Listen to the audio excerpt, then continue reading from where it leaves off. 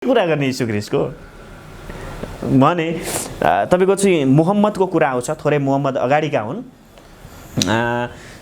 जसलाई चाहिँ नि हजुरले बुझ्नु भएको छ चन्द्रमाको पूजा गर्छन् यिनीहरूले है। अर्धचन्द्र चन्द्रमाको पूजा गर्छन्। शिवलिङ्गको मक्का मदिनामा शिवलिङ्गको पूजा हुन्छ, पूजा गर्छन्। यिनीहरूलाई थाहा छ र यिनीहरूले पढ्दाखेरि शिवको नाम हजुर मैले चाहिँ यो के भन्छ कुरान सम्बन्धीको हदिस मिस्कत उल मिसाबिया भन्ने एउटा पुस्तक मैले राम्रोसँगले अध्ययन गरेको थिएँ।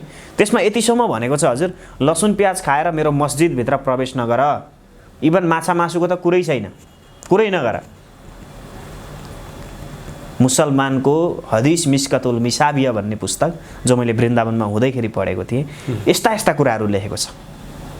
बुद्धको लङ्का अवतारमा भनेको छ तिम्रो पैताला मुनि कुचिएको कमिलाको हालत पनि त्यस्तै हुन्छ जति बेला तिमी हात्तीको पैताला मुनि कुचिएको हुन्छौ। त्यसैले अहिंसा परमो धर्म। अरे भाइ हरेक धर्मले सत्यको शान्तिको ज्ञान दिन पर्यो नि, त्यो पो धर्म। हाम्रो देशको विषयमा हजुर धेरै मिडियाहरूमा धेरै इन्टरभ्यू पनि भइसक्यो, धेरै कुरा पनि गरिसक्यो।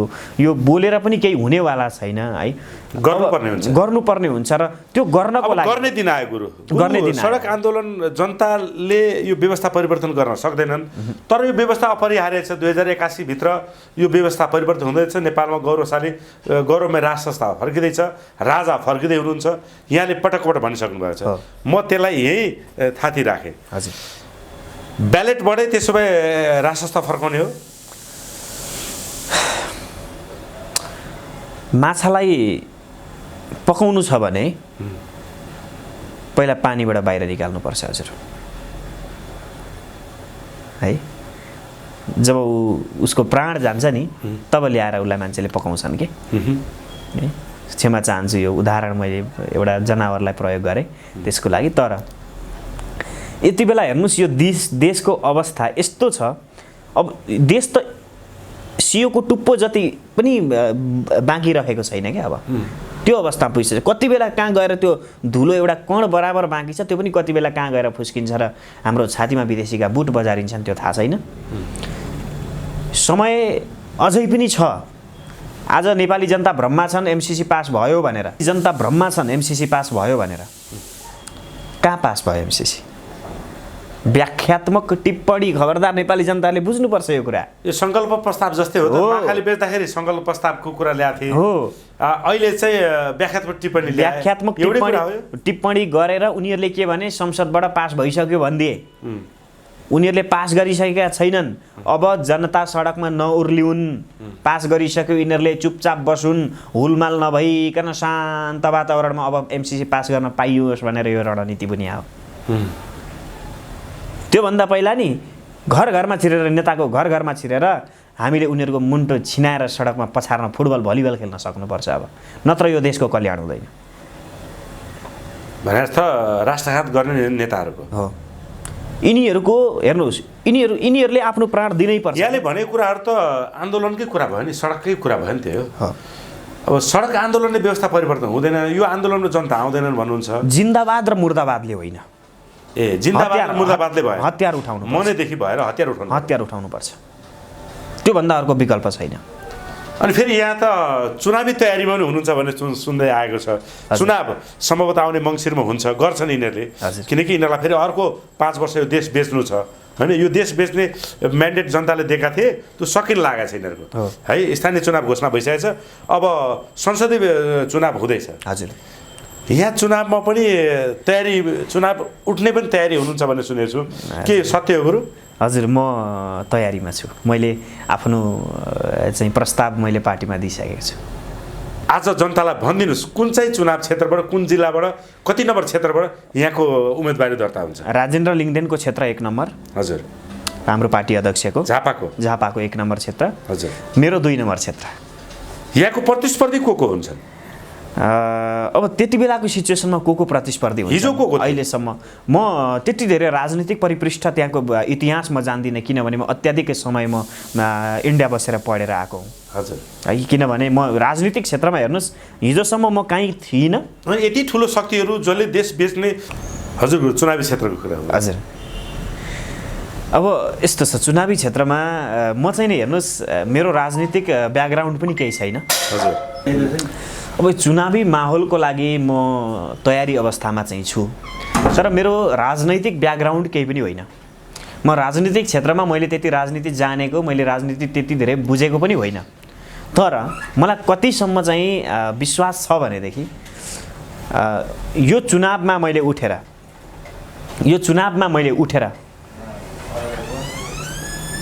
म आफ्नो क्षेत्रमा, देशमै त म भन्दिनँ, म आफ्नो क्षेत्रमा भ्रष्टाचार रहित सरकार र एउटा दिगो विकासको परियोजना म पक्कै पनि ल्याउँछु। के योजना छ? कसरी चुनाव जित्ने योजना छ यहाँको? पहिलो कुरो त हेर्नुहोस् मेरो बच्चैदेखि के सपना हो भनेदेखि म राजनीति क्षेत्रमा आउने त मेरो बिल्कुलै सपना होइन। अकस्मात म राजनीतिमा आएँ, यो चाहिँ नि पूर्वकल्पित कुराहरू केही पनि थिएनन् यसमा। अचानक आएको कारणले गर्दा मेरो बच्चैदेखिको इच्छा के थियो भने जब म बाटोमा हिँड्छु, बाटोमा हिँड्दाखेरि म सामान्य कुराहरू हेर्छु क्या। हजुर एउटा सडकमा सुतेको व्यक्तिदेखि लिएर घरबार विहीन भएर अर्काकोमा ज्याला मजदुरी गर्दै गरेको मान्छेहरू हेर्छु। मेरो सबैभन्दा ठुलो इच्छा पहिला मेरो क्षेत्रका कोही पनि व्यक्तिहरू कुनै पनि प्रकारको अभावमा हुनु हुँदैन, कुनै पनि प्रकारको दबावमा हुनु हुँदैन। म मेरो समाजको व्यक्तिहरूलाई, म मेरो समाजमा भएका विकृति विसङ्गति जति पनि सामाजिक समस्याहरू छ म त्यसलाई चाहिँ नि राम्रोसँगले निहाल्ने कोसिस पनि गरिरहेको छु, बुझ्ने कोसिस पनि गरिरहेको छु र धेरै भावी योजनाहरू छन्। म त्यो चाहिँ नि मेरो प्रस्तावमा, राजनैतिक प्रस्तावमा म लिएर पनि आउनेछु र म अब पार्टीले कुन जिम्मेवारी दिन्छ हैन थाहा छैन अहिलेसम्म त। पार्टीले कुन जिम्मेवारी दिन्छ त्यही अनुसारले अबको चुनाव चाहिँ नि मेरो लड्ने प्लानिङ छ। तपाईँको प्रतिस्पर्धीहरू त अब यो देश सत्ता र शक्ति र राष्ट्रिय अन्तर्राष्ट्रिय होइन पैसा सारा पावरले भरिपूर्ण छन्, शक्तिशाली छन्, चलेको नाम छ उनीहरूको, देश लुटेको इतिहास छ उनीहरूले। त्यति ठुलो प्रतिस्पर्धीसँग लड्नुपर्ने होला। म त्यही त भन्दैछु, यो इतिहास हुन्छ एउटा। आजसम्म कुनै पनि गुरुले नेपालमा चुनाव लडेर आफ्नो राष्ट्रको लागि केही योगदान गरेका छैनन्। त्यो पहिलो व्यक्ति म बन्न पनि चाहन्छु र देशको लागि यदि गर्दा गर्दै मर्नु परेछ भने त्यो पनि मलाई तयार छ। र अर्को कुरा म नेपाली, म एक रुपैयाँ पनि मैले मेरो तर्फबाट हजुर म यही जाँदै थिएँ, म यो प्रश्न सोध्छु अनि यहाँले उत्तर दिनु होला। हजुर निकै खर्च हुन्छ, एउटा वडामा करोडभन्दा बढी खर्च हुन्छ भने हजुर अब नगरपालिकामा कति होला, अझ मन्त्री हुने खालको व्यवस्था, सांसदमा त मान्छेहरू अब 10 करोडभन्दा माथि अरबसम्म खर्च गर्ने कुरा छ। पैसा जम्मा गर्नु भएको छ त त्यति धेरै? मैले यदि यो विषयमा हाम्रो अफेयरमा पनि कुरा भएको थियो, मैले यदि हिजो जसरी नेताहरूले चुनाव जितेर आए नि त्यसरी नै पैसा खर्च गरेर चुनाव जिते भने आज नेपाली जनता भ्रममा छन् एमसीसी पास भयो भनेर। कहाँ पास भयो एमसीसी? व्याख्यात्मक टिप्पणी, खबरदार नेपाली जनताले बुझ्नुपर्छ यो कुरा। यो सङ्कल्प प्रस्ताव जस्तै हो त। माखाले बेच्दाखेरि सङ्कल्प प्रस्तावको कुरा ल्याएको थिए, हो अहिले चाहिँ व्याख्यात्मक टिप्पणी टिप्पणी गरेर उनीहरूले के भने संसदबाट पास भइसक्यो भनिदिए। उनीहरूले पास गरिसकेका छैनन्। अब जनता सडकमा नउर्लिउन्, पास गरिसक्यो यिनीहरूले चुपचाप बसुन्, हुलमाल नभइकन शान्त वातावरणमा अब एमसीसी पास गर्न पाइयोस् भनेर यो रणनीति पनि आयो। त्योभन्दा पहिला नि घर घरमा छिरेर, नेताको घर घरमा छिरेर हामीले उनीहरूको मुन्टो छिनाएर सडकमा पछार्न फुटबल भलिबल खेल्न सक्नुपर्छ अब, नत्र यो देशको कल्याण हुँदैन। भने अर्थ राष्ट्रघात गर्ने नेताहरूको हो यिनीहरूको। हेर्नुहोस् यिनीहरूले आफ्नो प्राण दिनै पर्छ। यहाँले भनेको कुराहरू त आन्दोलनकै कुरा भयो नि, सडककै कुरा भयो नि त्यो। अब सडक आन्दोलनले व्यवस्था परिवर्तन हुँदैन, यो आन्दोलनमा जनता आउँदैनन् भन्नुहुन्छ। जिन्दाबाद र मुर्दाबादले होइन, जिन्दाबाद र मुर्दाबादले भयो। हतियार उठाउनु, मनैदेखि भएर हतियार उठाउनु पर्छ, त्योभन्दा अर्को विकल्प छैन। अनि फेरि यहाँ त चुनावी तयारीमा पनि हुनुहुन्छ भन्ने सुन्दै आएको छ। चुनाव सम्भवतः आउने मङ्सिरमा हुन्छ, गर्छन् यिनीहरूले, किनकि यिनीहरूलाई फेरि अर्को 5 वर्ष यो देश बेच्नु छ होइन। यो देश बेच्ने म्यान्डेट जनताले दिएका थिए, त्यो सकिन लागेको छ यिनीहरूको है। स्थानीय चुनाव घोषणा भइसकेको छ, अब संसदीय चुनाव हुँदैछ। हजुर यहाँ चुनावमा पनि तयारी, चुनाव उठ्ने पनि तयारी हुनुहुन्छ भन्ने सुनेको छु, के सत्य हो गुरु? हजुर म तयारीमा छु। मैले आफ्नो चाहिँ प्रस्ताव मैले पार्टीमा दिइसकेको छु। ठुलो कारबाही गुरुहरूबाट सुरु गर्नुपर्छ। यस्तै गुरुहरूबाट हो, किनभने नि यदि मेरो घर बिग्रिँदैछ भने नि मुख्य भूमिका मेरो घरभित्रकै मान्छेको हुन्छ क्या। जब बाहिरको मान्छेले आएर मलाई हान्दैछ भने मैले त्यसलाई रिटर्न पठाउन सक्नुपर्छ क्या। घरको मान्छे कमजोर भयो भने त्यो घर बिग्रिने हो। घरको खम्बा दरिलो छैन भने घर पल्टिन्छ, पक्का हो। त्यस्तै धर्मका ठेका लिएर बसेका धार्मिक ठेकेदारहरू छन् नि जति पनि आजभोलि निकै सङ्घ सङ्गठन चलाउँछन्, विदेश जान्छन्, घुम्छन्, भ्रमण गर्छन्, ऐयासी गरी आछन् होइन, मदिरा तपाईँको चाहिँ नि सुरा सुन्दरी, आहा हेर्नुहोस् त जिन्दगी। लुगा चाहिँ धोती कुर्ता, शिरमा चन्दन, हेर्नुहोस् घाँटीमा कण्ठी। पहिलो कुरो त यिनीहरूलाई सक्नुपर्छ। सुरुवात घरबाट गर्नु, सुरुवात मबाट गर्नु पर्यो। सरसफाइ अभियान सुरुवात मबाट गर्नु पर्यो।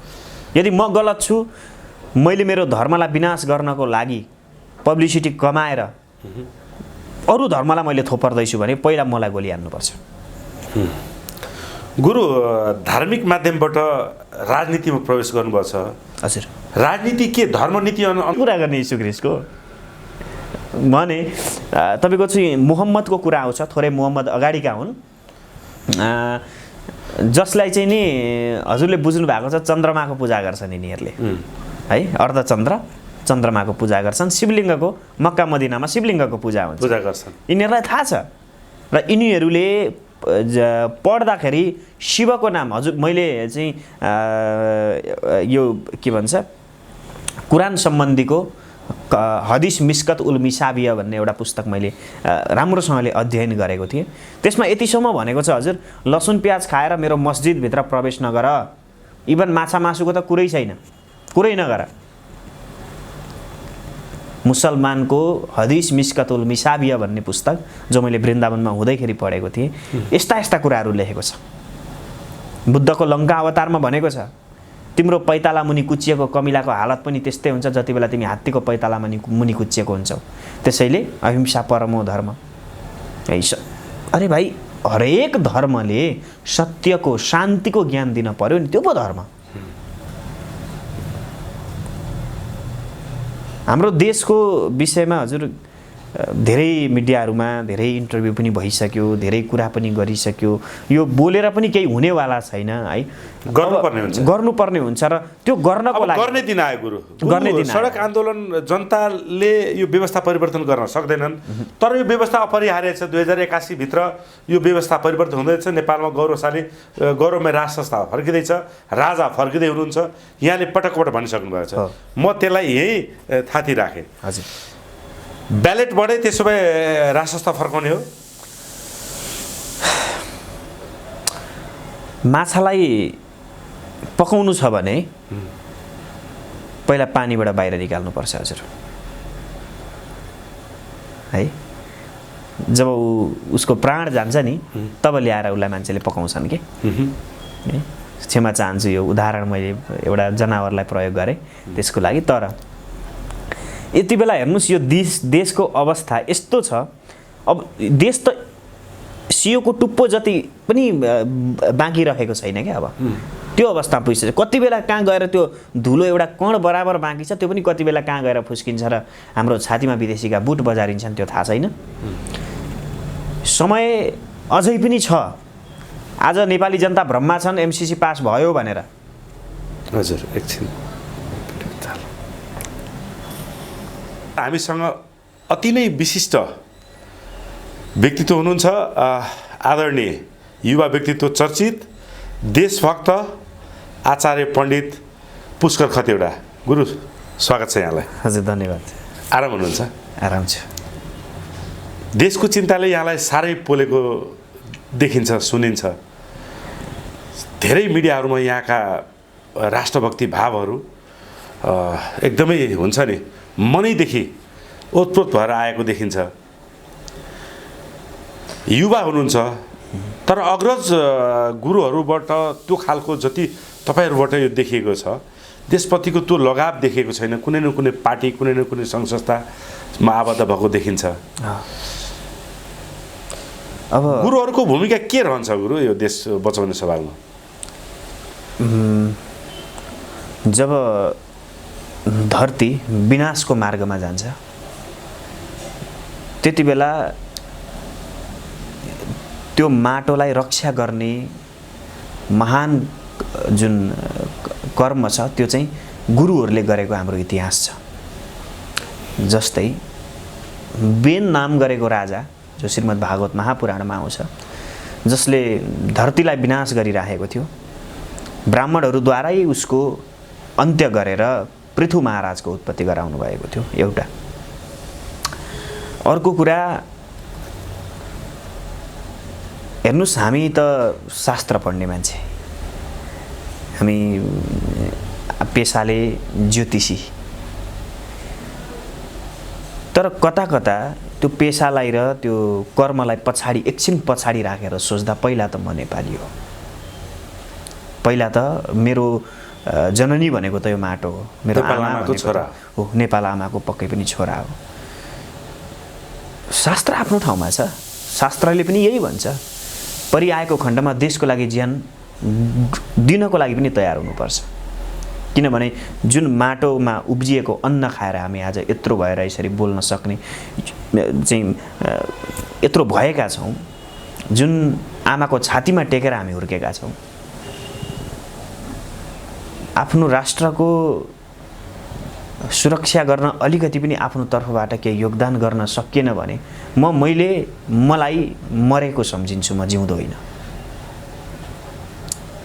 देशको यस्तो अवस्था, यस्तो परिस्थितिमा हामी शास्त्र मात्रै पक्रिएर बस्न त सक्दैनौँ पक्कै पनि, र त्यो एउटा ब्राह्मण धर्म पनि होइन।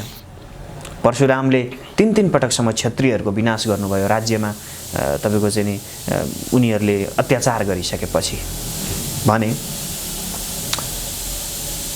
ब्राह्मण क्षत्रिय पनि परशुराम पनि हुनै यदि परिआएको खण्डमा खुँडा र खुकुरी उठाएर राष्ट्रको रक्षाका लागि छाती थापेर अगाडि बढ्न सक्छ। पुष्कर कतिवटा गुरु पनि तयार हुनुहुन्छ त यो अवस्थामा? म मात्रै होइन, गुरुदेखि लिएर सम्पूर्ण सामान्य एउटा चाहिँ मजदुरदेखि लिएर एउटा चाहिँ विद्वानहरूदेखि लिएर बलवानहरूदेखि लिएर कमजोरदेखि लिएर सबैले यति बेला तयार हुनुपर्छ। देशको आन नै आइसक्यो, देश समस्यामा परिसके, कोही गुरु त्यति अगाडि अवस्थामा निष्पक्ष रूपले देश बचाउन आएको देखिँदैन। पुष्कर कतिवटा आउनुहुन्छ त? म सधैँ छु अगाडि, म सधैँ अगाडि छु। गुरु परशुराम जसै गरी खोडा बोकेर आउनुहुन्छ त? त्यो अवस्था स्वीकार गरेरै म आज चाहिँ सडकमा निस्किरहेको छु। र अर्को कुरा के पनि हो भने जुन गुरुहरूको कुरा गर्नुभयो होला, आफ्नो आफ्नो सिद्धान्त हुन्छ व्यक्तिको, नितान्त कसैले स्वार्थको हिसाबले पनि कर्म गरिराखेका हुन्छन्, कसैलाई चाहिँ राजगुरु बन्ने इच्छा होला होइन, कसैलाई चाहिँ तपाईँको चर्चित भएर भाइरल भएर नाम कमाउने इच्छा होला। के हो विशेष कुरा चाहिँ के हो भनेदेखि हेर्नुस्, मलाई कसैबाट परिचालित हुनु छैन।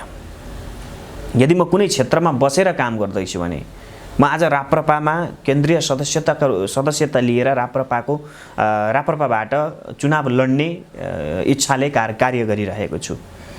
र यदि मलाई राप्रपाको सिद्धान्त गलत लाग्छ भने म त्यति बेलै राप्रपा त्यागिदिन्छु। यदि म धर्मको लागि, राष्ट्र जोगाउनको लागि ऊ अगाडि बढ्न सक्दैन, भोलि गएर उसको मतान्तर चाहिँ मत परिवर्तन हुन्छ, उसको विचार परिवर्तन हुन्छ भनेदेखि तत्कालै म त्यति बेला त्यो पार्टी छोडिदिन्छु। भनेपछि यहाँ पनि देशको लागि स्वतन्त्र हुनुहुन्छ? हो, देशको लागि हो बस। मेरो परिवार, यो मेरो मैले ल्याएको एउटा भनाइ हो, म मेरो परिवार र मेरो राजनीतिक संस्थाभन्दा माथि मेरो देश, होइन त गुरु? हो, बिल्कुलै। राजनीतिक संस्था तपाईँको यो त एउटा सङ्गठन हो, मिलेर काम गर्ने हो। यसमा त सिद्धान्त मिलेको खण्डमा सङ्गठन भनेको के हो? एकल नेतृत्व हो कि सामूहिक नेतृत्व हो? यो त एकल नेतृत्व बिल्कुलै हुँदैन नि।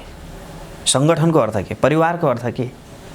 परिवारमा एकजनाको निर्णयले मात्रै हुन्न नि, परिवारको सबैको मत मिल्नु पर्यो कुनै पनि कार्य गर्नको लागि। एउटा चाहिँ घरमा साइकल किनेर ल्याउनु छ भने परिवार बसेर सल्लाह गर्नुपर्छ। आवश्यकता भयो के गर्ने हैन आज के सब्जी खाने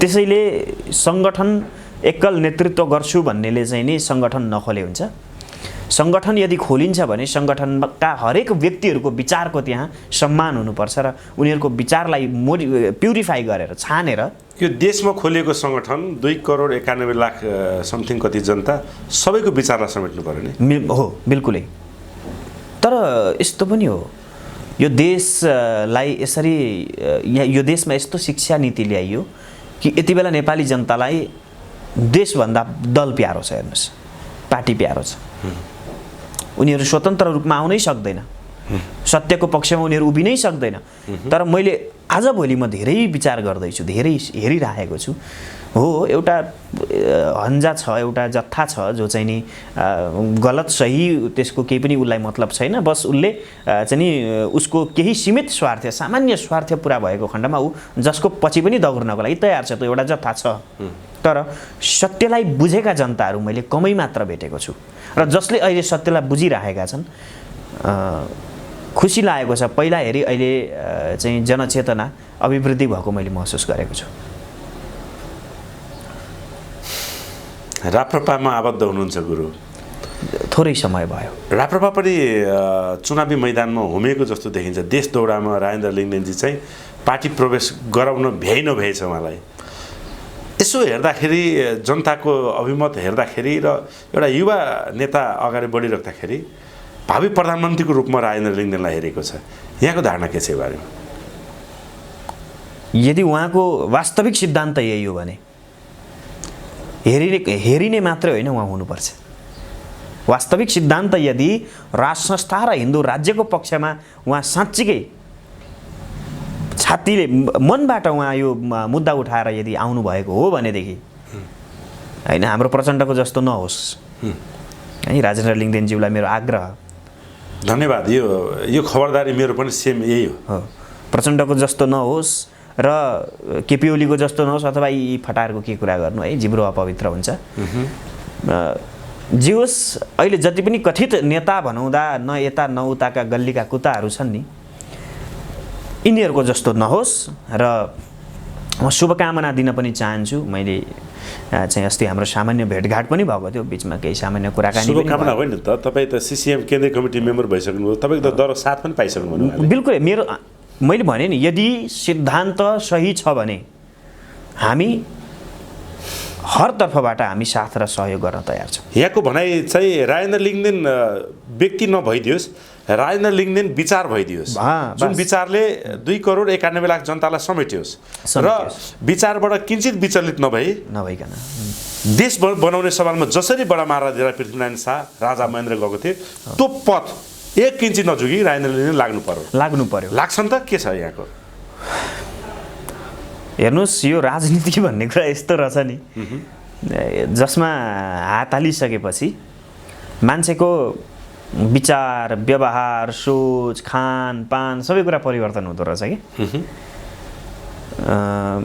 हिजो केही थियो होला राजा महाराजाहरूले पनि केही गल्ती गरे जसको परिणामस्वरूप आज यो फल भोग्नु परिरहेको छ राजा महाराजा सर्वैसर्व उनीहरू नि सबै महान भन्ने पनि होइन फेरि हेर्नुहोस् है उनीहरूमा पनि केही कमी कमजोरी थियो होला राष्ट्रको हेर्नुहोस् राजा भनेको त यस्तो चिज हो नि जसले प्रजाको भविष्यलाई देख्न सक्नुपर्छ मलाई मेरो मन असन्तुष्ट भएको कुरा है मेरो व्यक्तिगत नितान्त प्रजाको भविष्यलाई देख्न सक्नुपर्छ कि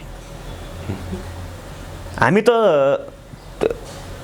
त्यति बेला सायदै 2-4 जनालाई चाहिँ अलिकति बम बारुद पड्काएर राजाले गद्दी छोड्नु हुने थिएन हाम्रो विचारमा मेरो विचारमा विशेष भने राजाहरूबाट पनि कमी कमजोरी भयो राजेन्द्र लिङ्गदेनबाट कमी कमजोरी हुँदैन भन्न सक्दिनँ म भोलि गएर उहाँको विचार परिवर्तन हुन सक्ला सिद्धान्त परिवर्तन हुन सक्ला आफै परिवर्तन होला कि जुन सिनारियो छ यो देशको यो तपाईँको पृष्ठभूमिले पनि देखाउँछ पछिल्लो 32 वर्षले पनि देखाउँछ अझ इतिहासले पनि देखाउँछ अन्तर्राष्ट्रिय शक्तिहरूको गिद्धे नजर नेपालमा एकदमै यतिसम्म छ कि हाम्रो भान्सासम्म पुगेको छ भनिन्छ हजुर पकाउने सक्छन् त पकाएर पस्किने नै उयो हो क्या नेपालमा त खाने मात्रै छन् नि हजुर पकाएर पस्किने पनि पस्केर दिने पनि उनीहरू हुन् क्या। यहाँ त पकाउने अधिकार पनि यति छैन ठुलो उनीहरूलाई। भार थ्याक्न सक्ला नि त लिङ्गदेनजीले? सक्नुपर्छ, किनभने हरेक युगमा एउटा युग पुरुषको जन्म हुन्छ जसले त्यो युगलाई परिवर्तन गर्ने सामर्थ्य राख्छ र आजको युगमा यो युगलाई परिवर्तन गर्न राजेन्द्र लिङ्गदेन त्यो युग पुरुष बन्नुपर्छ। मेरो आशीर्वाद पनि हो र सुझाव पनि हो। किनभने हेर्नुहोस्, यो देश भनेको त हामी भन्छौँ सतीले सराप्यो, सतीले सराप्यो, सतीले सराप्यो, होइन? वास्तवमा यस्ता गिद्धहरूले चाहिँ लुछेको देश हो नि त यो त। भने ती गिद्धहरूलाई त अब धपाउने हो, यिनीहरूलाई त खेदाउने हो। त्यो नेतृत्व राजेन्द्र लिङ्गदेनले अब गर्नुपर्छ र उनीमा त्यो क्षमता मैले चाहिँ देखेको छु। त्यसैले सामूहिक नेतृत्वमा जान भन्नुभयो। एकल नेतृत्वलाई त यो देशमा विदेशी प्रभावमा, लोभमा, त्रासमा, डरमा पारेकै छन्। उनीहरूले हातमा लिएकै छन् विदेशीले। यिनले त्यो गल्ती नगरून्, त्यसैले सामूहिक नेतृत्वको विश्वास गरून् भन्न खोज्नुभयो। आजसम्म नेपालमा सामूहिक नेतृत्व सायदै मलाई जहाँसम्म लाग्छ छैन। किन छैन भने हिजो प्रचण्डले पनि सामूहिक नेतृत्वको लोभ देखाएर एकल नेतृत्व गरेर देश विदेशीलाई बुझाए। शेरबहादुर देउवाको त के कुरा गर्ने हजुर, है? किनभने यो देशलाई यहाँ यो अवस्थामा ल्याउने भनेको त केवल काङ्ग्रेस मात्रै हो। अब अहिले आजभोलि चाहिँ नि तपाईँको चाहिँ भिखारीहरू धेरै बढेका छन्। भारतबाट भिख मागौँ, चाइनाबाट भिख मागौँ, होइन? देश बेचौँ, भिख मागी मागी देश बेचौँ। अब इन्टरनेसनल भिखारीहरू देशमा भइसकेपछि, सत्तामा भइसकेपछि सम्झिनुहोस् न, होइन? यी बज्जेहरूले गर्छन् चाहिँ के यी पिसाचहरूले गर्छन् चाहिँ के? त्यो पैसा गर्छन् के? यिनीहरूले खान्छन्। लाज शरम, देशको माया, अलिकति राष्ट्रप्रतिको प्रेम भाव यिनीहरूमा छैन। कस्तो आमाको गर्भबाट जन्मेछन्, तुइनुपर्ने गर्भ किन जन्मियो, है? म त हेर्नुहोस् यतिसम्म भन्छु, यी पिसाचहरूलाई तपाईँको चाहिँ नि सायदै आज गगन थापाका बुवा आमाले, केपी ओलीका बुवा आमाले, शेरबहादुर देउवाका बुवा आमाले यदि जीवनमा सबैभन्दा ठुलो पाप गरे भने त्यो यिनीहरूलाई जन्म दिएर गरे क्या। यो चाहिँ यिनीहरूको लागि पितृश्राप होला, मलाई जहाँसम्म लाग्छ। यो चाहिँ यिनीहरूको लागि भएको पितृश्रापै होला, मलाई जहाँसम्म लाग्छ। किनभने हेर्नुहोस्, जय र विजय नाम गरेका द्वारपाल पनि हिरण्यकशिपु भएर, हिरण्याक्ष भएर जन्मिनु पर्यो नि त, है? यी त त्यो युगका हिरण्यकशिपु भन्दा पनि खुङ्खार चाहिँ दैत्य भए।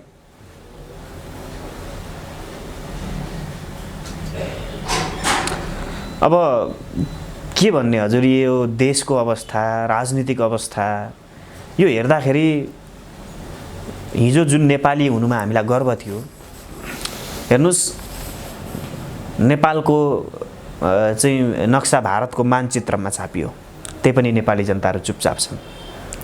यो सवालमा चाहिँ लिङ्गदेनजीलाई सडकमा आउन धेरै भनिएको थियो, होइन?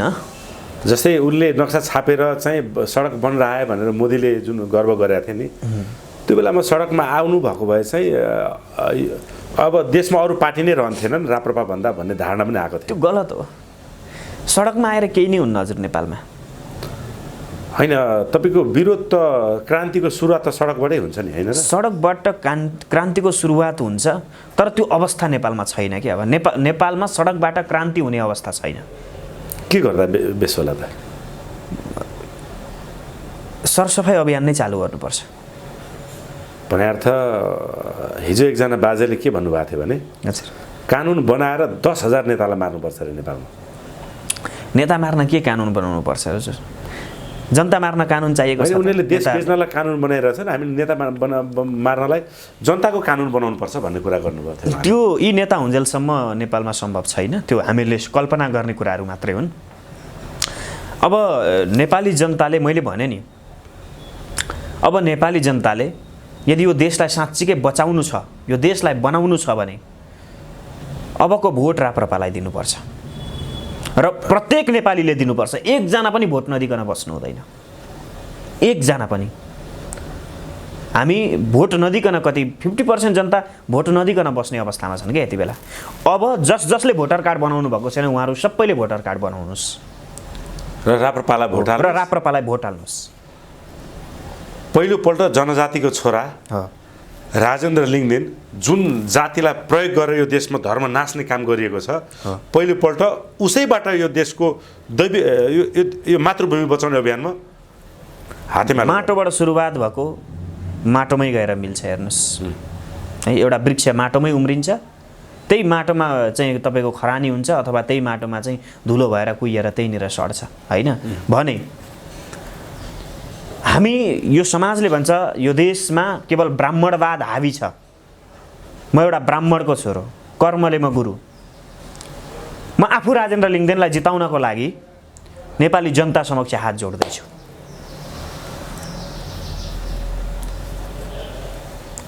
हामीमा राष्ट्रप्रेम छ हजुर, हामीमा ब्राह्मणवाद होइन, हामीमा राष्ट्रप्रेम छ। यो राष्ट्रलाई कसरी बचाउँ भन्ने हामी तडपिरहेका छौँ। हामी पल पल मरेर बाँचिरहेका छौँ देशको अवस्था देखेर।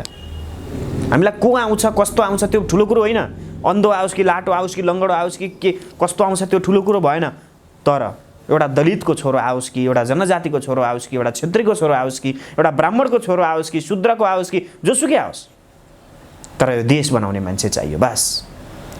राजेन्द्र लिङदेनजीमा त्यो देख्नु भएको छ तपाईँको देवत्व जुन भाव छ, तपाईँले जुन तपस्या गर्नुभएको छ, ज्योतिष जुन विद्या छ, गुरु गोरखनाथको त्यो आशीर्वाद छ त राजेन्द्र लिङदेनजीलाई? हेर्नुहोस्, पशुपतिलाई लडाउँछु, पशुपतिलाई बेच्छु, देश बेच्छु भन्नेहरूमा त यो देशमा शासन गर्न सक्ने यत्रो क्षमता छ भने पशुपतिको रक्षा गर्छु, यो देशको रक्षा गर्छु भन्नेमा गोरखनाथको कत्रो धेरै कृपा होला।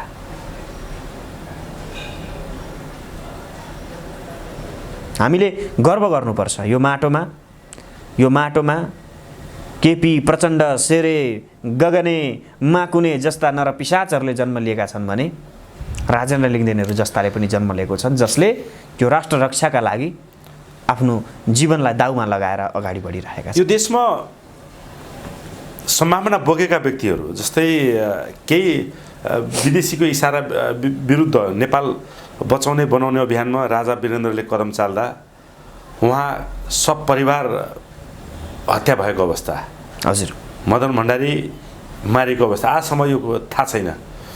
पछिल्लो अवस्थामा सुशील कोइराला पनि मरेको कि मारेको त थाहा छैन, प्रायः सबैले मारेको भन्दैछन्। हजुर धेरै यस्ता व्यक्तिहरू छन्, स्वयं बडा महाराधिराज र राजा महेन्द्र स्वयंको पनि मृत्युको कारण स्पष्ट खुलेको छैन। यति ठुलो प्रभाव परेको यो देशमा राजेन्द्र लिङदेनलाई कति ठुलो खतरा होला त विदेशी शक्तिबाट? कि उनले यो मुलुक बनाउने अभियानमा स्वतन्त्र नेपालको त्यो गौरवशाली इतिहास फर्काउने अभियानमा उनी लागिराख्दा उनको सुरक्षा नेपाली जनताले गर्न सक्छन् त?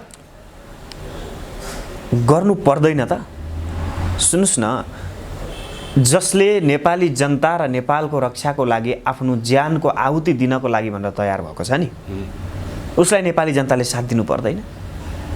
हिजोसम्म विदेशी दलाल भाँडाका टट्टुहरूको पनि हामी कार्यकर्ता भएर काम गऱ्यौँ, उनीहरूको लागि ज्यान दिन तयार भयौँ। जसले आफ्नो देश आफ्नो आमा बेच्यो, आफ्नो आमालाई बलात्कार गर्यो, त्यसलाई हामीले बाउ भन्यौँ भने, जसले मेरो आमाको अस्मिताको रक्षा गर्नको लागि भनेर सडकमा उत्रिँदैछ त्यसलाई चाहिँ नेपाली जनताले रक्षा गर्नु पर्दैन? अर्को कुरा, विदेशीको कुरा जति पनि आउँछ नि यो नेपाली जनताको भुल हो क्या। यदि हिजो भेडा बाख्रा जस्तो बाटोमा आएर म्याम्याएर ब्याब्या नगरेको भएदेखि आज यी गद्दारहरू यो देशमा आउने पनि थिएनन् र विदेशीहरूको चलखेल यो देशमा हुने पनि थिएन। के राजाले साँच्चीकै विदेशीहरूको चाहिँ नि शर्तलाई मान्नु हो भने राजालाई राजगद्दीमा बस्नको लागि कुनै आइतबार होला? छैन।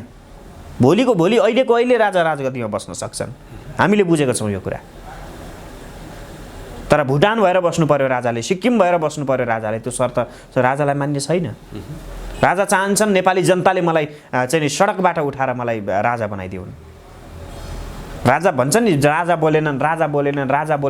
अरे भाइ नबोलिकन सबै भइसक्यो, अब बोले भने के हुन्छ? पटक बोलिराख्नु भएको छ उहाँको बेला बेलाको अभिव्यक्ति, दसैँको शुभकामनामा आएका कुरा, अस्ति प्रजातन्त्र दिवसमा आएका कुरा त्यो बोलेको हो नि। विदेशी सभा जस्तो सडकमा आएर भुक्ने थोरै राजा हो र? राजा हो नि, राजाले आफ्नो एउटा सङ्केत दिन्छन् नि। कस्तो है अचम्म लाग्दो कुरा, त्यो सहनशीलता हेर्नुहोस् त। राजामा भएको त्यो एउटा जुन छ नि धैर्यता, हामीले त्यो धैर्यतालाई त तपाईँको चाहिँ साष्टाङ्ग दण्डवत गर्नुपर्छ क्या।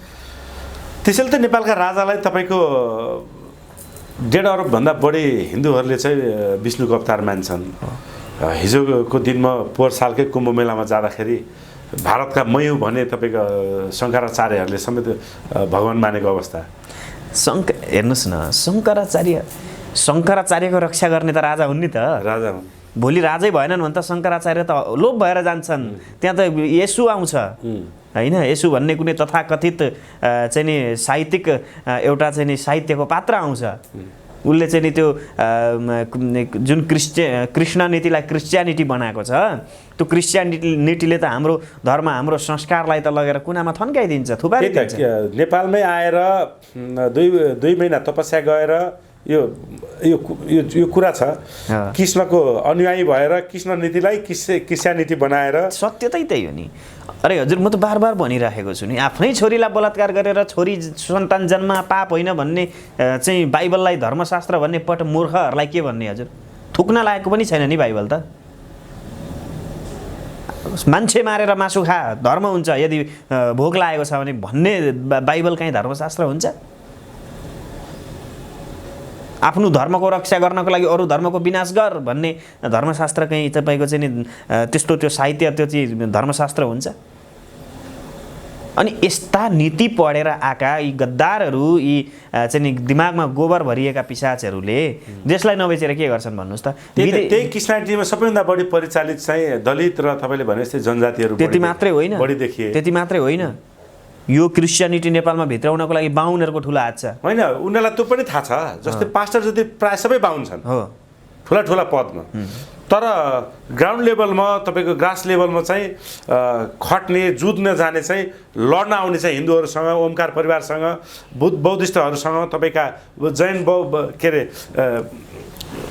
बौनहरूसँग, यिनीहरू फेरि ती ग्राउन्ड रुटका ती दलित र जनजातिहरू बढी छन् कि। मैले त यतिसम्म काठमाडौँ आइकन हजुर, म त 3-4 वर्ष हुँदैछ काठमाडौँ आएको। काठमाडौँ आइकन मैले त यतिसम्म देखेँ यहाँ भएका जति धेरै धार्मिक सङ्गठनहरू क्रिस्चियनको पैसाबाट चल्दो रहेछ। हिन्दू धार्मिक सङ्गठन, हिन्दू धार्मिक सङ्गठनहरू क्रिस्चियनको पैसाबाट चल्दो रहेछ हजुर। के भन्ने गर्ने के फाइन्ड आउट गर्ने यिनीहरूलाई पहिलो कारबाही यिनीहरूबाट सुरु गर्ने। पहिलो कारबाही गुरुहरूबाट सुरु गर्नुपर्छ। यस्तै गुरुहरूबाट हो। किनभने नि यदि मेरो घर बिग्रिँदैछ भने नि मुख्य भूमिका मेरो घरभित्रकै मान्छेको हुन्छ क्या। जब बाहिरको मान्छेले आएर मलाई हान्दैछ भने मैले त्यसलाई रिटर्न पठाउन सक्नुपर्छ क्या। घरको मान्छे कमजोर भयो भने त्यो घर बिग्रिने हो। घरको खम्बा दरिलो छैन भने घर पल्टिन्छ, पक्का हो। त्यस्तै धर्मका ठेका लिएर बसेका धार्मिक ठेकेदारहरू छन् नि जति पनि आजभोलि, निकै सङ्घ सङ्गठन चलाउँछन्, विदेश जान्छन्, घुम्छन्, भ्रमण गर्छन्, ऐयासी गरी आछन् होइन, मदिरा तपाईँको चाहिँ नि सुरा सुन्दरी, आहा हेर्नुहोस् त जिन्दगी। लुगा चाहिँ धोती कुर्ता, शिरमा चन्दन, हेर्नुहोस् घाँटीमा कण्ठी। पहिलो कुरो त यिनीहरूलाई सक्नुपर्छ। सुरुवात घरबाट सुरुवात मबाट गर्नु पर्यो। सरसफाइ अभियान सुरुवात मबाट गर्नु पर्यो। यदि म गलत छु, मैले मेरो धर्मलाई विनाश गर्नको लागि पब्लिसिटी कमाएर अरू धर्मलाई मैले थोपर्दैछु भने पहिला मलाई गोली हान्नुपर्छ। गुरु धार्मिक माध्यमबाट राजनीतिमा प्रवेश गर्नुभएको छ हजुर। राजनीति के धर्मनीति अनुसार चल्नुपर्ने हो त? राजनीति राजालाई जब श्रीपेश लगाइन्छ अनि राजदण्ड दिइन्छ, राजदण्ड दिइसकेपछि राजाको शिरमा एउटा धर्मदण्ड राखिन्छ अनि राजालाई भनिन्छ खबरदार तिमी यो धर्मभन्दा ठुलो छैनौ, जे गर्छौ धर्मले गर। आजसम्म राजाले गरेको पनि त्यही छ नि, त्यही छ, धर्मले गरेका छन् भने सम्झिनुस्। त्यसैले नेपालको राजनीति धर्मनीति अनुसार चल्नु पर्यो। धर्मनीति हुनु पर्यो।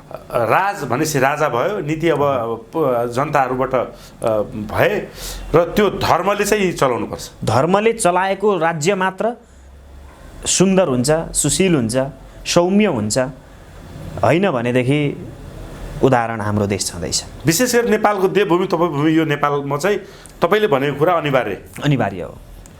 त्यसैले जिसस क्राइस्ट भयो मोहम्मद भयो यिनीहरू सबै हाम्रो हिमालयहरूमा आएर तपस्या गरेर गएका हुन् त। जिसस क्राइस्ट को हो के जिसस क्राइस्ट?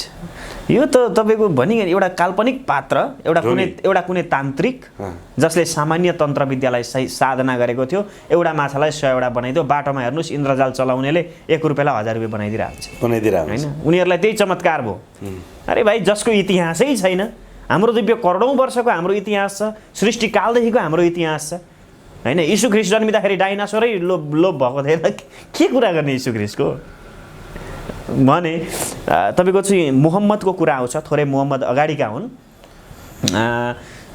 जसलाई चाहिँ नि हजुरले बुझ्नु भएको छ चन्द्रमाको पूजा गर्छन् यिनीहरूले है।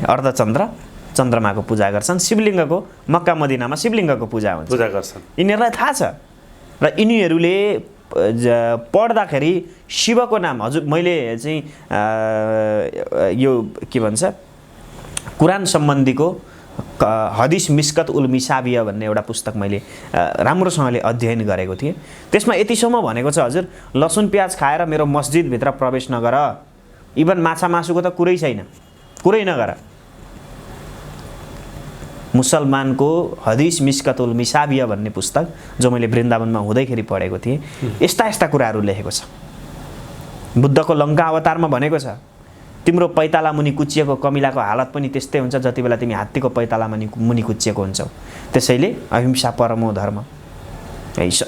अरे भाइ, हरेक धर्मले सत्यको शान्तिको ज्ञान दिन पर्यो नि, त्यो पो धर्म। हाम्रो देशको विषयमा हजुर धेरै मिडियाहरूमा धेरै इन्टरभ्यू पनि भइसक्यो, धेरै कुरा पनि गरिसक्यो। यो बोलेर पनि केही हुनेवाला छैन है। गर्नुपर्ने हुन्छ र त्यो गर्नको लागि गर्ने दिन आयो गुरु। सडक आन्दोलन जनताले यो व्यवस्था परिवर्तन गर्न सक्दैनन्, तर यो व्यवस्था अपरिहार्य छ। 2081 भित्र यो व्यवस्था परिवर्तन हुँदैछ। नेपालमा गौरवमय राज संस्था फर्किँदैछ, राजा फर्किँदै हुनुहुन्छ। यहाँले पटकपटक भनिसक्नु भएको छ। म त्यसलाई यही थाती राखेँ। हजुर, ब्यालेटबाटै त्यसो भए राज संस्था फर्काउने हो। माछालाई पकाउनु छ भने पहिला पानीबाट बाहिर निकाल्नुपर्छ हजुर है। जब उसको प्राण जान्छ नि तब ल्याएर उसलाई मान्छेले पकाउँछन् के। क्षमा चाहन्छु, यो उदाहरण मैले एउटा जनावरलाई प्रयोग गरेँ त्यसको लागि। तर यति बेला हेर्नुहोस् यो देशको अवस्था यस्तो छ। अब देश त सियोको टुप्पो जति पनि बाँकी रहेको छैन क्या। अब त्यो अवस्था पुगिसक्यो। कति बेला कहाँ गएर त्यो धुलो एउटा कण बराबर बाँकी छ, त्यो पनि कति बेला कहाँ गएर फुस्किन्छ र हाम्रो छातीमा विदेशीका बुट बजारिन्छन्, त्यो थाहा छैन। समय अझै पनि छ। आज नेपाली जनता भ्रममा छन् एमसीसी पास भयो भनेर, जनता भ्रममा छन् एमसीसी पास भयो भनेर। कहाँ पास भयो एमसीसी? व्याख्यात्मक टिप्पणी। खबरदार नेपाली जनताले बुझ्नुपर्छ यो कुरा। यो सङ्कल्प प्रस्ताव जस्तै हो। खाली बेच्दाखेरि सङ्कल्प प्रस्तावको कुरा ल्याएको थिए हो। अहिले चाहिँ व्याख्यात्मक टिप्पणी गरेर उनीहरूले के भने संसदबाट पास भइसक्यो भनिदिए। उनीहरूले पास गरिसकेका छैनन्। अब जनता सडकमा नउर्लिउन्। पास गरिसक्यो, यिनीहरूले चुपचाप बसुन्, हुलमाल नभइकन शान्त वातावरणमा अब एमसीसी पास गर्न पाइयोस् भनेर यो रणनीति पनि आयो। त्योभन्दा पहिला नि घर-घरमा छिरेर, नेताको घर-घरमा छिरेर हामीले उनीहरूको मुन्टो छिनाएर सडकमा पछार्न फुटबल भलिबल खेल्न सक्नुपर्छ। अब नत्र यो देशको कल्याण हुँदैन। भने अर्थ राष्ट्रघात गर्ने नेताहरूको हो यिनीहरूको। हेर्नुहोस्, यिनीहरूले आफ्नो प्राण दिनै पर्छ। यहाँले भनेको कुराहरू त आन्दोलनकै कुरा भयो नि, सडककै कुरा भयो नि त्यो। अब सडक आन्दोलनले व्यवस्था परिवर्तन हुँदैन, यो आन्दोलनमा जनता आउँदैनन् भन्नुहुन्छ। जिन्दाबाद र मुर्दाबादले होइन। जिन्दाबाद मुर्दाबादले भयो। हतियार उठाउनु, मनैदेखि भएर हतियार उठाउनुपर्छ। त्योभन्दा अर्को विकल्प छैन। अनि फेरि यहाँ त चुनावी तयारीमा पनि हुनुहुन्छ भन्ने सुन्दै आएको छ। चुनाव सम्भवतः आउने मङ्सिरमा हुन्छ, गर्छन् यिनीहरूले। किनकि यिनीहरूलाई फेरि अर्को 5 वर्ष यो देश बेच्नु छ होइन। यो देश बेच्ने म्यान्डेट जनताले दिएका थिए, त्यो सकिन लागेको छ यिनीहरूको है। स्थानीय चुनाव घोषणा भइसकेको छ, अब संसदीय चुनाव हुँदैछ। हजुर, यहाँ चुनावमा पनि तयारी, चुनाव उठ्ने पनि तयारी हुनुहुन्छ भन्ने सुनेको छु। के सत्य हो गुरु? हजुर, म तयारीमा छु। मैले आफ्नो चाहिँ प्रस्ताव मैले पार्टीमा दिइसकेको छु। आज जनतालाई भनिदिनुहोस् कुन चाहिँ चुनाव क्षेत्रबाट कुन जिल्लाबाट कति नम्बर क्षेत्रबाट यहाँको उम्मेदवारी दर्ता हुन्छ? राजेन्द्र लिङदेनको क्षेत्र 1 नम्बर। हजुर। हाम्रो पार्टी अध्यक्षको झापाको 1 नम्बर क्षेत्र। हजुर। मेरो 2 नम्बर क्षेत्र। यहाँको प्रतिस्पर्धी को हुन्छन्? अब त्यति बेलाको सिचुएसनमा को प्रतिस्पर्धी हुन्छ हिजो को अहिलेसम्म म त्यति धेरै राजनीतिक परिपृष्ठ त्यहाँको इतिहास म जान्दिनँ, किनभने म अत्याधिक समय म इन्डिया बसेर पढेर आएको हुँ। हजुर। है, किनभने म राजनीतिक क्षेत्रमा हेर्नुहोस् हिजोसम्म म कहीँ थिइनँ। यति ठुलो शक्तिहरू जसले देश बेच्ने हजुर चुनावी क्षेत्रको कुरा हो। हजुर। अब यस्तो छ चुनावी क्षेत्रमा म चाहिँ नि हेर्नुहोस् अब चुनावी माहौलको लागि म तयारी अवस्थामा चाहिँ छु, तर मेरो राजनैतिक ब्याकग्राउन्ड केही पनि होइन। म राजनीतिक क्षेत्रमा मैले त्यति राजनीति जानेको, मैले राजनीति त्यति धेरै बुझेको पनि होइन। तर मलाई कतिसम्म चाहिँ विश्वास छ भनेदेखि यो चुनावमा मैले उठेर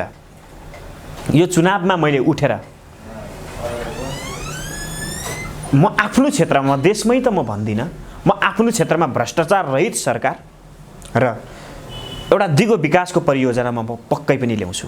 के योजना छ? कसरी चुनाव जित्ने योजना छ यहाँको? पहिलो कुरो त हेर्नुहोस् मेरो बच्चैदेखि के सपना हो भनेदेखि म राजनीति क्षेत्रमा आउने त मेरो बिल्कुलै सपना होइन। अकस्मात म राजनीतिमा आएँ, यो चाहिँ नि पूर्वकल्पित कुराहरू केही पनि थिएनन् यसमा। अचानक आएको कारणले गर्दा मेरो बच्चैदेखिको इच्छा के थियो भने जब म बाटोमा हिँड्छु, बाटोमा हिँड्दाखेरि म सामान्य कुराहरू हेर्छु क्या। हजुर। एउटा सडकमा सुतेको व्यक्तिदेखि लिएर घरबार विहीन भएर अर्काकोमा ज्याला मजदुरी गर्दै गरेको मान्छेहरू हेर्छु। मेरो सबैभन्दा ठुलो इच्छा पहिला मेरो क्षेत्रका कोही पनि व्यक्तिहरू कुनै पनि प्रकारको अभावमा हुनु हुँदैन, कुनै पनि प्रकारको दबावमा हुनु हुँदैन।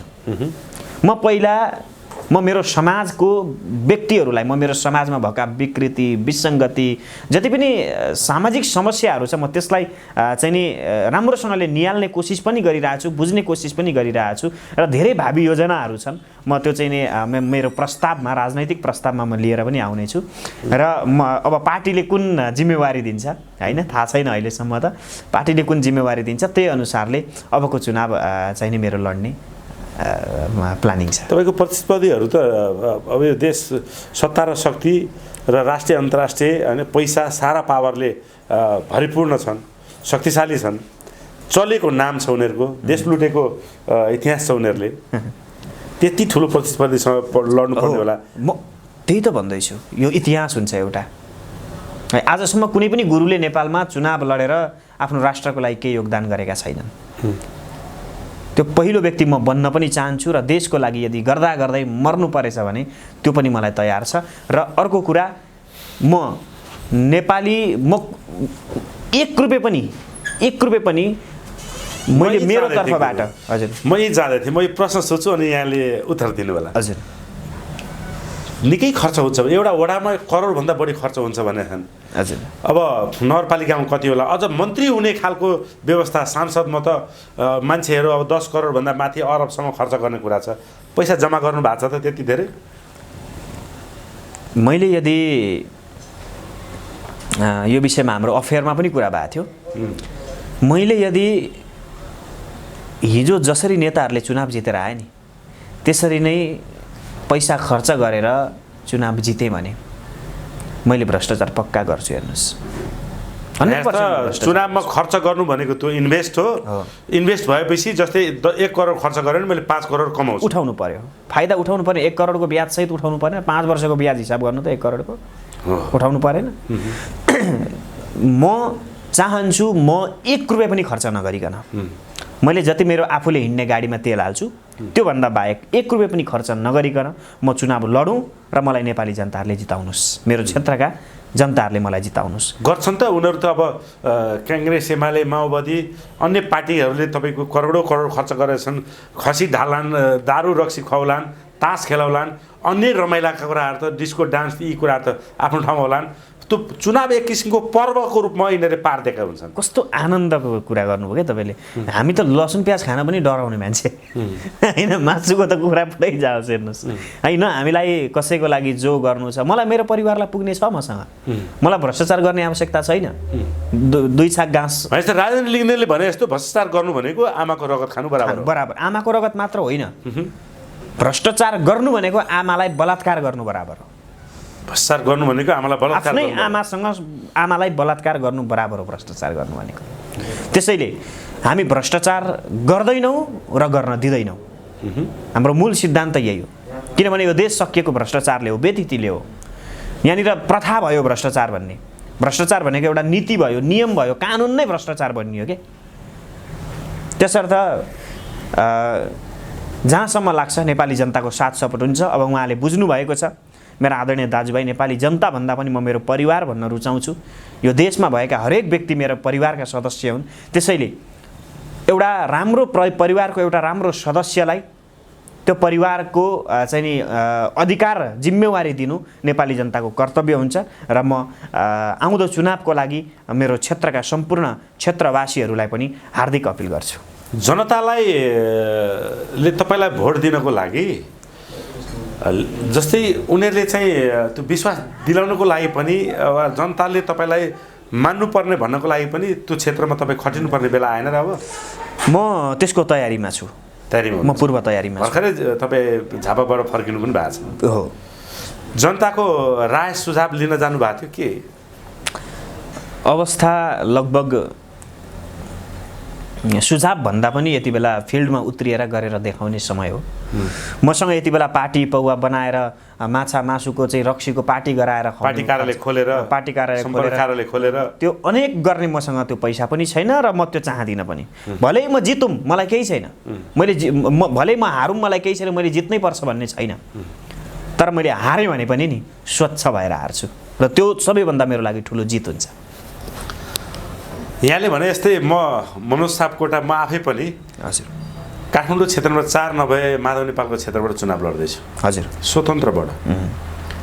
र म पनि 1 रुपैयाँ खर्च गर्दैन। यो मैले पछिल्लो 2 वर्षदेखि यो कुरा बजारमा ल्याउँदै गरेको छु। हजुर तपाईँ मैले अलिकति अफेयरमा कुरा गर्दा तपाईँको सिद्धान्त मन पर्यो मलाई पनि एकदमै। र केही सिद्धान्त चोरेँ पनि, किनभने राम्रो कुरा भनेको चोर्नु पनि पर्छ हैन। ज्ञान भनेको चोर्ने कुरा हो।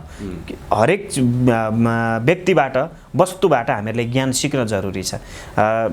जुन सिद्धान्तमा तपाईँ हुनुहुन्छ म यही मिडिया मार्फत हाम्रो पनि फुल सपोर्ट सहयोग साथ सबै कुरा हुने नै छ। र सम्पूर्ण हाम्रा दाजुभाइ दिदीबहिनी मनोज सापकोटाज्यूको यो उम्मेदवारीलाई खेर जान नदिनुस्। किनभने मनोज सापकोटाले हार्नु भनेको सिङ्गो क्षेत्र नम्बर 4 वासीले हार्नु साबित हुन्छ। देशले पनि हार्नु हुन्छ गुरु। जस्तै झापाबाट पुष्कर खतिवडा गुरु हार्नु भनेको पनि देशले हार्ने हुन्छ। किनकि आजसम्मको कदमले त्यो देखिएको छ। राष्ट्रप्रति जुन किसिमले एउटा अडान लिएर देश बचाउने अभियानमा जुन तपाईँको पनि एउटा योगदान रहँदै आएको छ, त्यो योगदानको आधारमा पनि यो मुलुक बचाउने अभियानमा लागेका छोराहरू हार्नु हुँदैन भन्ने कुरा मलाई त हेर्नुहोस् न कस्तो लाग्छ भने नि मैले चुनाव जितिसकेपछि पनि म नेपाली जनताहरूको बिचमा बसेर हाँसी खुसी उनीहरूको चाहिँ बिचमा भेलामा बसेर उनीहरूको साथमा खाना खान पाऊँ। मलाई जनताले त्यति धेरै सम्मान दिनु, माटो छोड्नु माया हो, माटोमै बस्ने म त्यस्तो एउटा चाहिँ नि लिडर बन्न चाहन्छु। म एउटा त्यस्तो राजनीतिज्ञ बन्न चाहन्छु जोसँग जनताहरू बस्दाखेरि उनीहरूले आफ्नो सम्पूर्ण दुःखहरू भुलाउन सकुन्, आफ्नो सम्पूर्ण पीडाहरू खुलेर भन्न सकुन् र मैले उनीहरूको पीडा दूर गर्न सकूँ। मेरो इच्छा, म मेरो क्षेत्रलाई अमेरिका बनाउन चाहन्न। म मेरो क्षेत्रलाई, म मेरो देशलाई अमेरिका बनाउन चाहन्न, स्विजरल्यान्ड बनाउन चाहन्न। किनभने नेपाल तिनीहरूभन्दा धेरै महान छ र म मेरो देशलाई नेपाल बनाउन चाहन्छु। बस आगामी चुनावमा यहाँको विजय होस्, यहाँको विजय सँगसँगै नेपाल आमाको पनि विजय होस् र समग्र नेपालको हितमा लाग्नुहुने स्वतन्त्र वा राप्रपाबाट प्रतिनिधित्व गर्नुहुने तमाम सच्चा कर्मठ योग्य भ्रष्टाचार नगर्ने यो देशका सपुतहरूको विजय होस्। समय र संवादको लागि धेरै धेरै धन्यवाद गुरु। हजुरलाई पनि अग्रिम शुभकामना र सबैजनालाई हामीलाई हेरिदिनु भयो, यो हाम्रो चाहिँ नि ताने तुने कुरालाई सुनिदिनु भयो, समय दिनुभयो, एकदमै धेरै धन्यवाद।